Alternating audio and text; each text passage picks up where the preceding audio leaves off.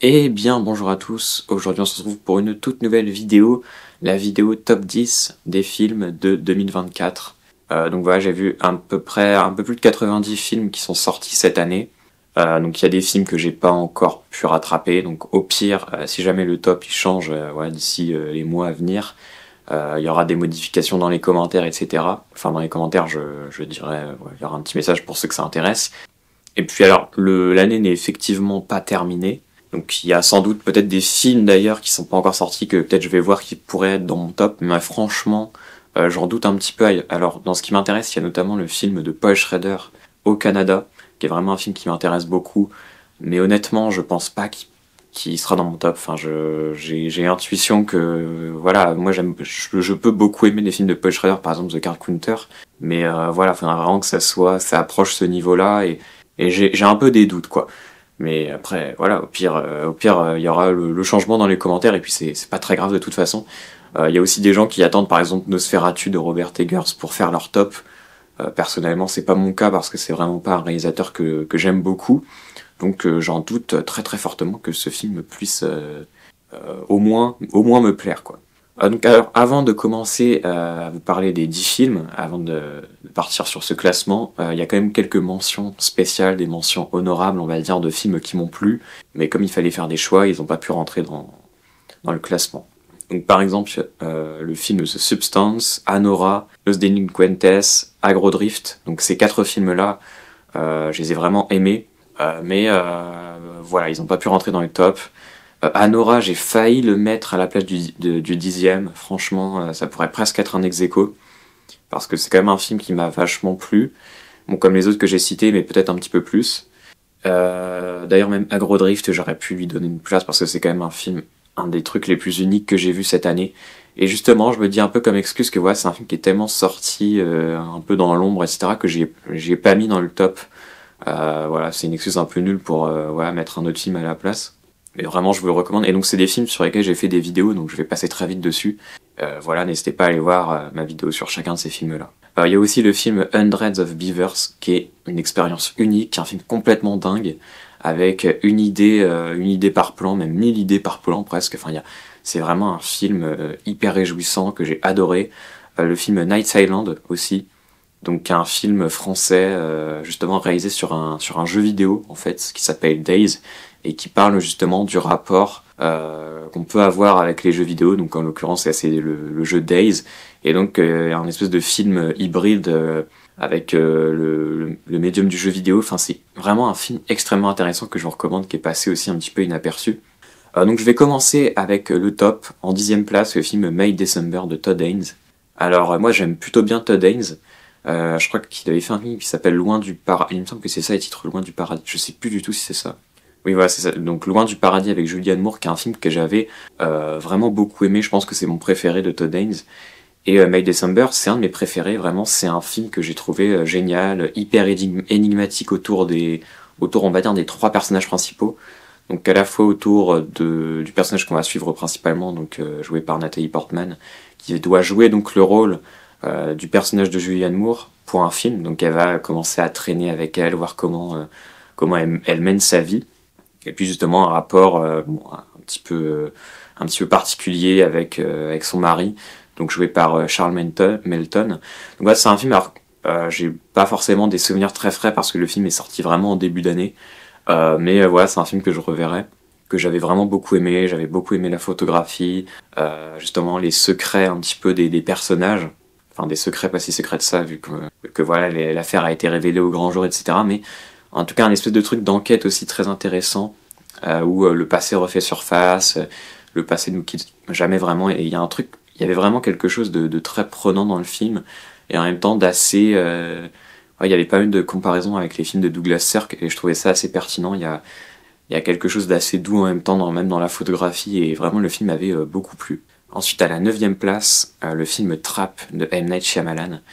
Moi, je suis très très fan de M. Night Shyamalan. C'est vraiment un de mes réalisateurs préférés.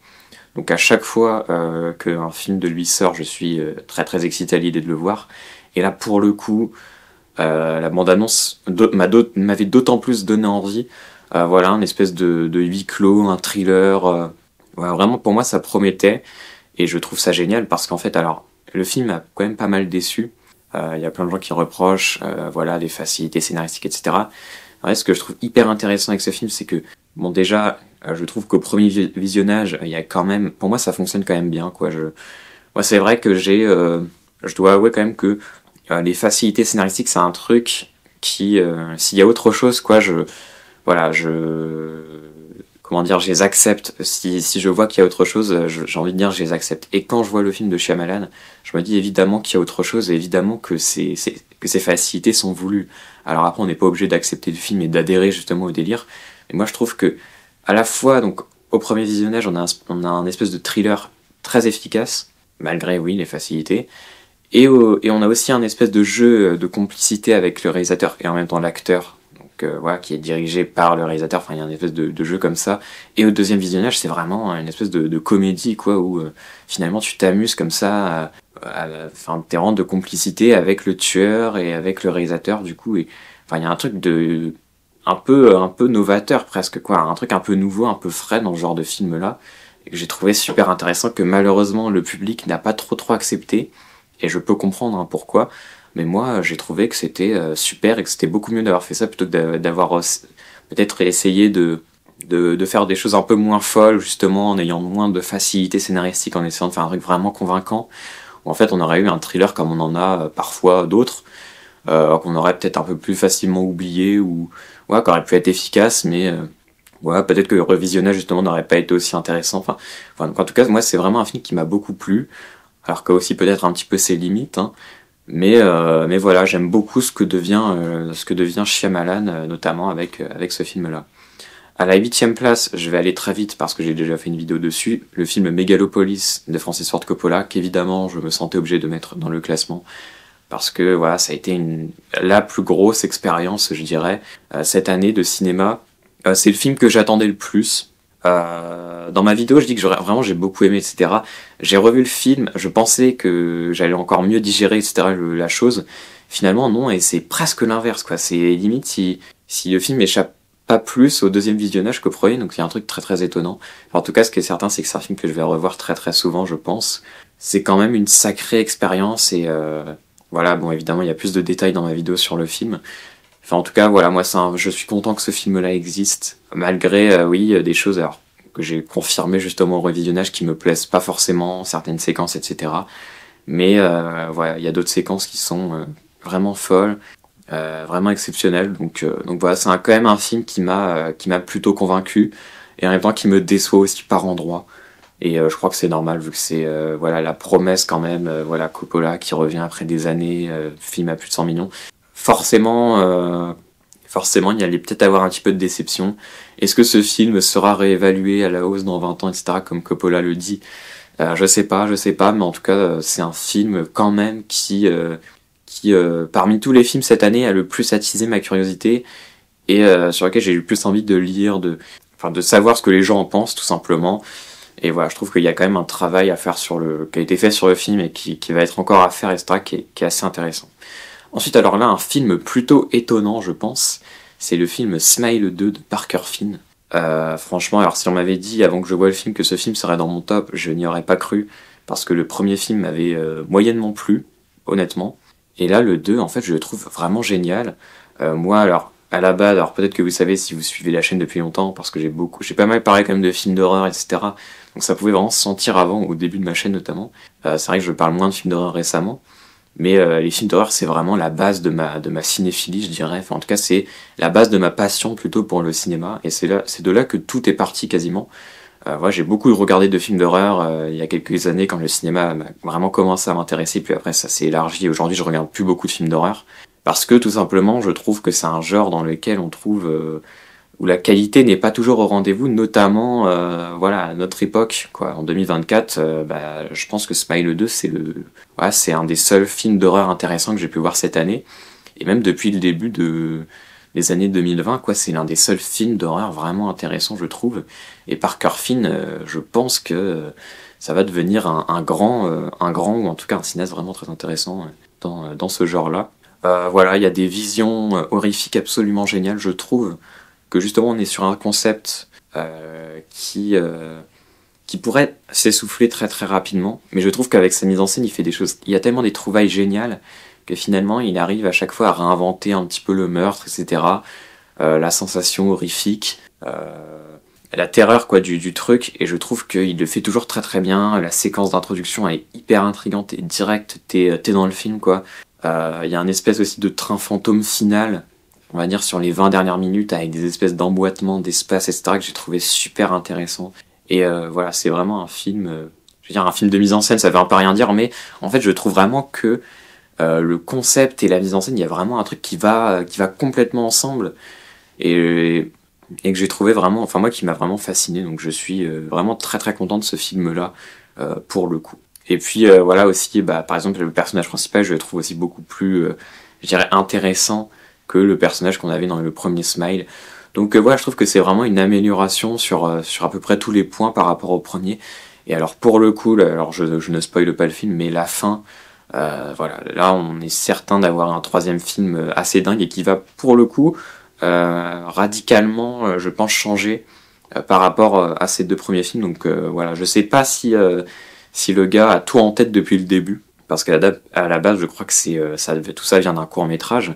Donc voilà, je sais pas s'il a vraiment un truc dans sa, enfin le réalisateur a vraiment tout un développement dans sa tête du concept, etc. Mais voilà, je pense qu'il s'engage quand même sur un truc assez lourd, assez gros. En tout cas, vraiment, j'ai très très hâte de voir ce que ça va donner à l'avenir, cette saga. Ensuite, à la 6ème place, j'en ai parlé sur la chaîne, je vais aller assez rapidement, le film Miséricorde, voilà, de Alain Guiraudie. Bah, film génial, film où t'es étonné, avec des personnages hyper marquants, comme le personnage du curé. Voilà, avec le désir un petit peu qui est partout chez tous les personnages, pour tous les personnages, justement. Enfin, il y a vraiment quelque chose de très très beau là-dedans. Et avec un meurtre qui vient s'y glisser. Enfin, voilà, je trouve qu'il a vraiment réussi à faire à la fois un thriller, mais à la fois un thriller assez, quelque part un peu sombre, mais en même temps vraiment beau, et avec des personnages assez excentriques. Enfin voilà, le film m'a vraiment vraiment beaucoup plu. N'hésitez pas à aller voir ma vidéo sur le film si vous voulez plus de détails. À la 5ème place, Here de Robert Zemeckis. Voilà, j'ai beaucoup aimé ce film, je trouve que c'est le plus beau film de Robert Zemeckis, c'est probablement un de ses meilleurs films. Ouais, moi ça me touche beaucoup le temps qui passe, et je trouve que rendre compte du temps qui passe par rapport à cette idée de un axe de caméra qui ne va jamais bouger, sur une temporalité assez grande, quoi, c'est-à-dire qu'on part quand même des dinosaures à aujourd'hui. Donc on brasse large, même si évidemment on va pas passer beaucoup de temps sur les dinosaures ou les milliers d'années après. Enfin voilà, on va dire qu'on est surtout à une temporalité qui essaye de la famille de Tom Hanks. Enfin du coup sur plusieurs générations, mais globalement les parents de Tom Hanks, enfin du personnage de Tom Hanks jusqu'au vieillissement de Tom Hanks, puis aussi une autre famille qui va venir s'installer ici. Et puis un petit peu avant aussi, on va voir certaines familles. Et en fait, moi, je trouve ça hyper intéressant aussi d'avoir pas un truc linéaire et finalement que les choses viennent se recouvrir, ou alors on passe du passé au futur pour revenir à la temporalité avec la famille de Tom Hanks. Enfin, il y a vraiment un truc que j'ai trouvé très très intéressant justement dans le fait de pas faire quelque chose de linéaire et de voir les choses finalement se répondre par le décor, par les époques, par les sujets, par les problèmes aussi familiaux. Les enfants, le mariage, etc. Enfin, il y a vraiment un truc que je trouve magnifique dans tous ces échos qui se forment. Et vraiment, je trouve que c'est un des films les plus passionnants de Zemeckis, qui est un réalisateur. Voilà, alors que moi, qui m'intéressait toujours. D'ailleurs, j'avais pas détesté son film Sacrée sorcière. Alors par contre, j'avais pas vraiment aimé Pinocchio. Mais c'est vrai que ça faisait quand même quelques années qu'il nous avait pas ressorti un film aussi fort. Et là, je trouve que l'émotion, elle marche complètement. C'est vraiment un film émouvant.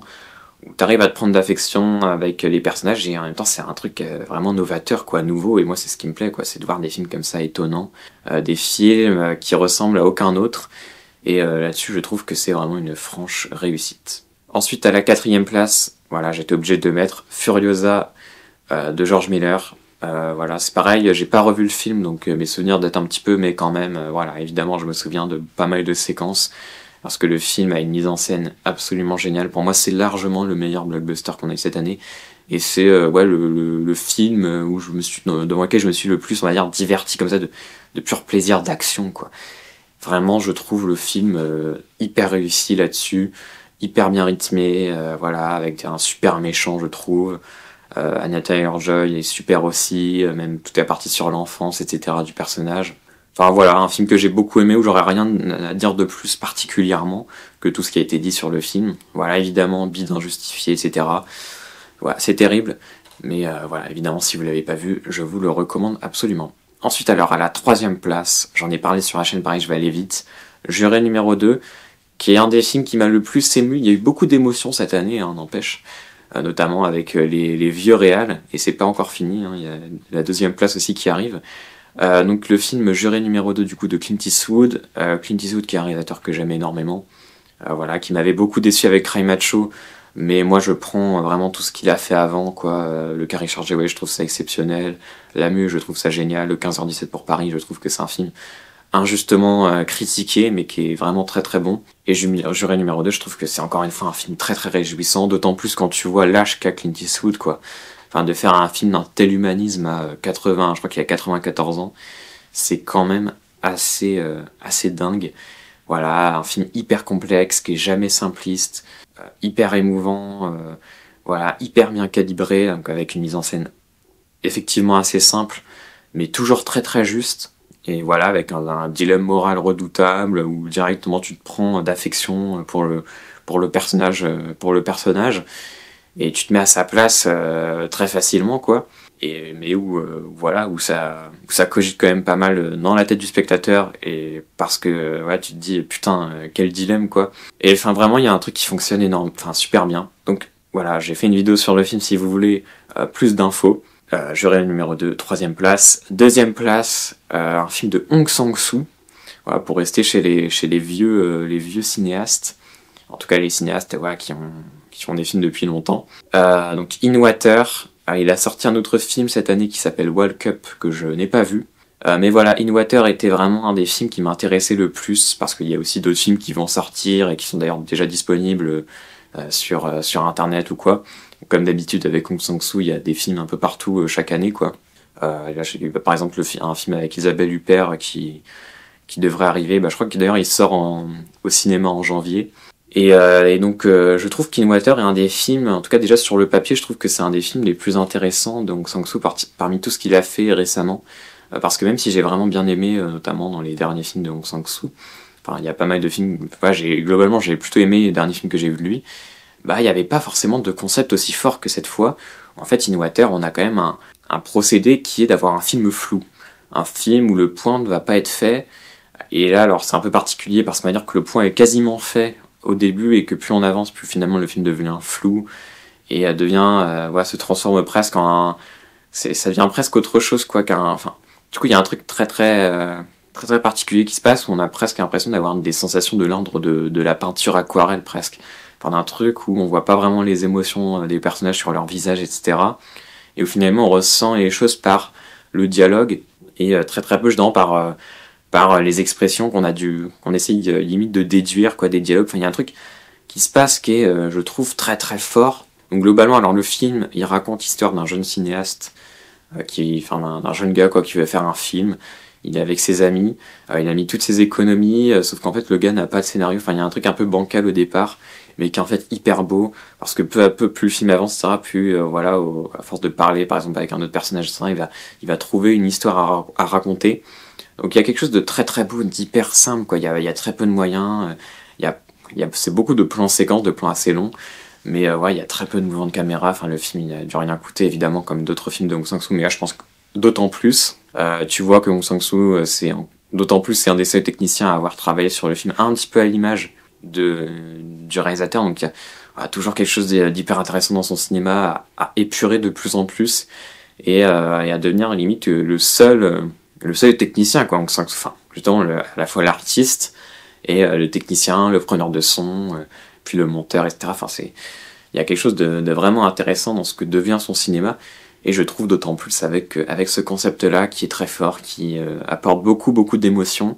C'est un film qui est assez court vu qu'il dure 1 heure, mais voilà, un film très très bon, où t'es vraiment pris d'empathie pour le personnage principal, et ce de plus en plus. Enfin, Voilà, moi c'est un film vraiment qui m'a ému et je m'y attendais pas vraiment parce que c'est pas... alors ça peut être le cas sur les films d'Aung San-soo, mais là je pense que c'est le film d'Aung San-soo qui m'a le plus ému par rapport justement à ce qu'il racontait, mais aussi par rapport en fait à ce réalisateur voilà, qui fait comme ça des films de plus en plus épurés. Et là je trouve qu'il a vraiment atteint un truc très précis et quand même, ouais, quand même hyper surprenant, quoi. Donc voilà, moi c'est un film vraiment très radical qui m'a vraiment beaucoup plu. Et donc à la première place, le film Le Mal n'existe pas de Ryusuke Hamaguchi. Donc voilà, donc Hamaguchi, moi c'est un réalisateur que j'ai découvert avec le film Drive My Car que j'avais beaucoup aimé. Ensuite il y a eu Les Contes du hasard que j'avais beaucoup aimé aussi. J'ai rattrapé aussi le film Passion, qui est un film très intéressant, qui est un film qui date un petit peu plus.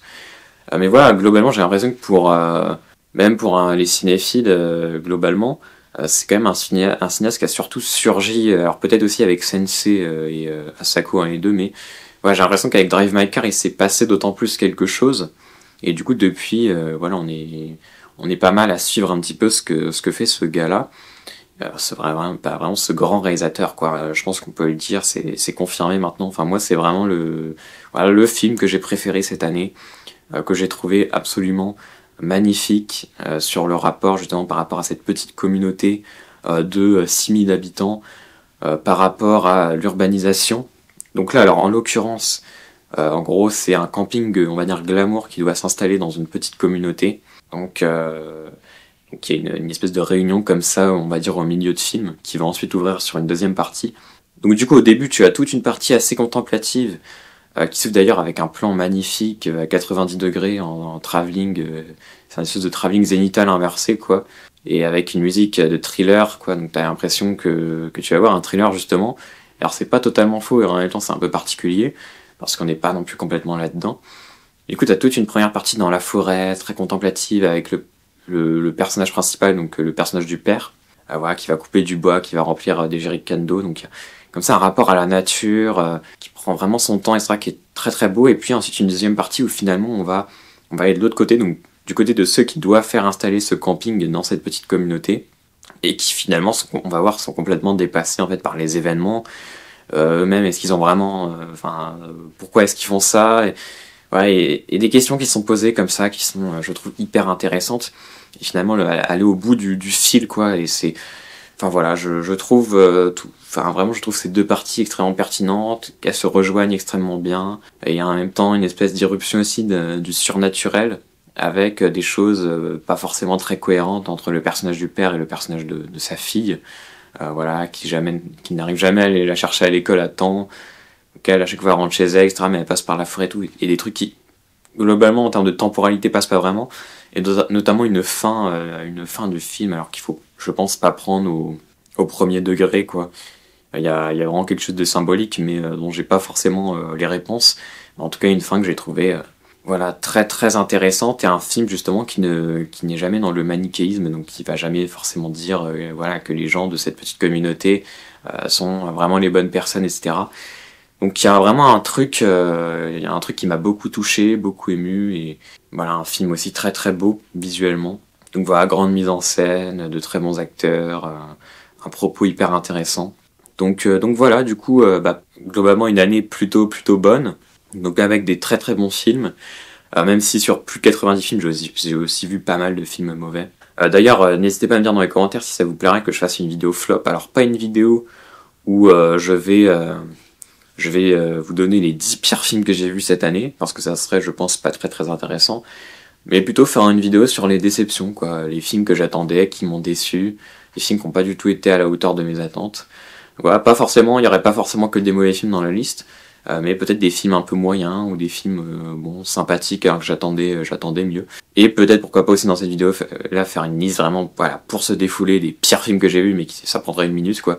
Ouais, n'hésitez pas à me dire si ça vous intéresse, en tout cas, n'hésitez pas à me dire si vous avez aimé ce classement, si vous êtes d'accord ou pas d'accord, s'il y a des films en stop que vous avez pas aimé. N'hésitez pas à me donner vos tops à vous, peut-être qu'il y a des films voilà, dont j'ai pas entendu parler, qui pourraient être hyper intéressants.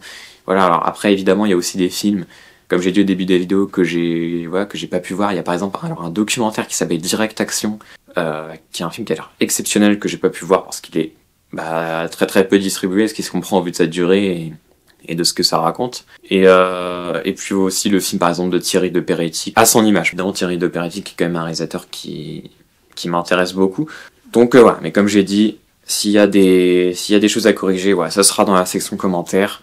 Voilà, d'ici les mois à venir, je pense que j'aurai vu globalement les films qui m'auraient le plus intéressé. Mais voilà, là je pense que j'ai quand même donné un top qui bougera pas trop et voilà, qui montre quand même des films qui m'ont vraiment plu. Donc voilà, en tout cas j'espère que cette année de cinéma vous aura plu. Moi elle m'a plutôt plu, voilà, malgré des déceptions.